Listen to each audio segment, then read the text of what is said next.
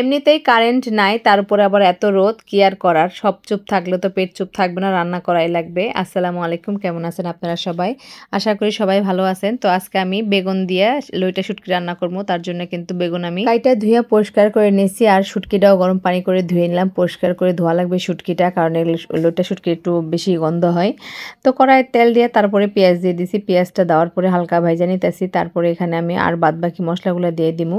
আর প্রচণ্ড রোদ ছিল, অনেক চড়া রোদ, মাথা মনে হয় গরম হয়ে যাইতেছিল রান্নার সময়। তো আমার ছোট যা একটা ছাতা নিয়ে এসে আমার মাথার উপরে ধরে, আমার এত কষ্ট করে দেখা। তারপরে যাই হোক, এই তো মশলা দিয়ে দিলাম, হলুদ গুঁড়া দিলাম, মরিচের গুঁড়া দিতেছি, মরিচের গুঁড়া দিয়ে তারপর এখানে স্বাদ মতো লবণ দিয়ে দিবো, আরও কিছু কাঁচামরিচ দিয়ে দিবো। আর এইভাবে লইটা শুটকি দিয়ে বেগুন রান্না করে খাইতে আমার কাছে অনেক বেশি ভালো লাগে, অনেক মজা লাগে। আমি এরকম করে বেগুন রান্না একটা ময়মনসিংহের ভাবির কাছ থেকে শিখছি। উনি এইভাবে রান্না করতো। আসলে ময়মনসিংহের মানুষরা কিন্তু শুটকিটাকে খুব মজা করে খায়, অনেকভাবে খায়, অনেক আইটেম রান্না করে খায়। তো এক ভাবির কাছে দেখছিলাম, তখন থেকে আমি এইভাবে রান্না করি। আর শুটকিগুলো আমি এই পর্যায়ে দিয়ে দিলাম, ভালো করে মশলাটা কষায় নিয়ে তারপরে এই শুটকিটা দিয়ে 2 বারের মতো কষায় নেওয়া লাগবে, কারণ লইটা শুটকি একটু বেশি গন্ধ লাগে আমার কাছে। তবে ভালো করে কষায় যদি রান্না করা যায় তাহলে কিন্তু লইটা শুটকিটা খাইতে অনেক বেশি মজা লাগে। লইটা শুটকি ভুনা ভর্তা দুটাই, মানে যা রান্না করবেন তাই অনেক ভালো লাগে। আমি শুটকি মাছটা অনেক বেশি পছন্দ করি। কাঁচা লইটা মাছ আমি খাইতে পারি না। একবার কক্সবাজার গিয়ে কাঁচা লইটা ফ্রাই খাইছিলাম, একেবারে বিচ্ছিরি একটা গন্ধ লাগছিল, তারপর থেকে তো আর খাইতেই পারি না। তো শুটকির মাছের মধ্যে একটু পানি দিয়ে তারপরে কষানোর জন্য রেখে দিলাম। তো এই তো দেখেন, এর মাঝে একবার নাড়াচাড়া করে দিব। আর শুটকিটা যত বেশি ভালো করে কষাবেন ততই তরকারির স্বাদ বাড়বে। আর মরিচ আমি একটু বেশি দিছি, কারণ শুটকি মাছে একটু ঝাল ঝাল না হলে কিন্তু ভালো লাগে না। আর মাছটা সুন্দর করে কষানো হয়ে গেছে। এখন আমি বেগুনগুলো কেটে রাখছিলাম, এর মধ্যে আলুও দেওয়া যায়, কিন্তু আমি আলু দিইনি। আমার কাছে বেগুনের পরিমাণটা একটু বেশি আসিল, সেই জন্য আমি শুধুই বেগুন দিছি। আর বেগুনগুলো আমি 4 ফালা করে কেটে নিয়েছি। আর বেগুনগুলো অনেক সুন্দর আসিল, একদম পরিষ্কার, কোনো পোকা ছিল না, কিচ্ছু না, খুব সুন্দর কচি বেগুন আসিল।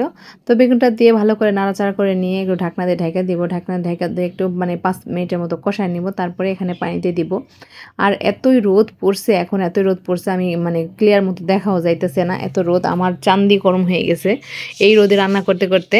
কারেন্ট নাই, কি করব, 2টা দিন ধরে কারেন্টে জ্বালাইতেছে, কালকেও ছিল না কারেন্ট। আমি এখানেই রান্না করছি। তা আসলে উপরে একটা টিন দেওয়া দরকার, উপরে টিন দিলে খুব সুন্দরভাবে রান্না করা যাবে।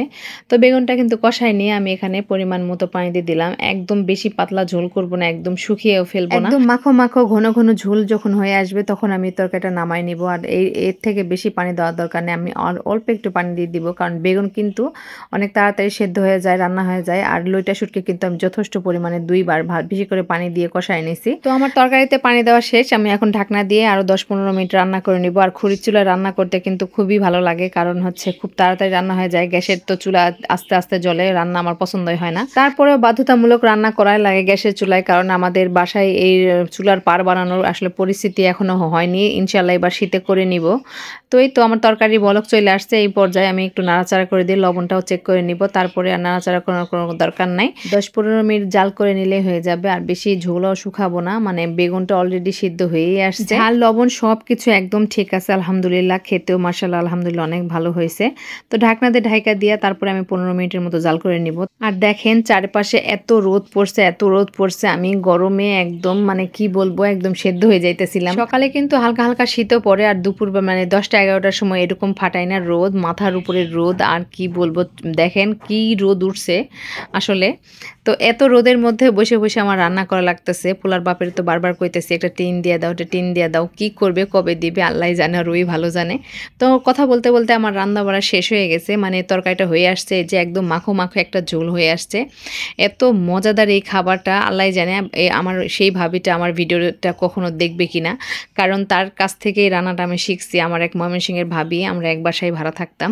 তো যাই হোক, বেগুনটার তরকারি কিন্তু অনেক মজা ছিল। তো রান্না আমার শেষ, আমি একটা পাতিলে ঢেলে নিতেছি, কারণ এই খালিওয়ালা পাতিল কিন্তু ঘরের ভিতরে নিয়ে যাওয়া যাবে না। তো আজকের আমার রান্নাটা আপনাদের কাছে কেমন লাগলো অবশ্যই কমেন্টে জানাবেন। আপনারা কখনো এইভাবে বেগুন দিয়ে লইটা শুটকি দিয়ে খাইছেন কিনা সেটাও কমেন্টে জানাবেন। আজ এ পর্যন্তই, সবাই ভালো থাকবেন, সুস্থ থাকবেন। আর দেখেন তরকারিটা দেখতে কত সুন্দর হয়েছে, খাইতেও কিন্তু আলহামদুলিল্লাহ অনেক বেশি মজা ছিল। আজ এ পর্যন্ত, সবাই ভালো থাকবেন, আল্লাহ হাফেজ।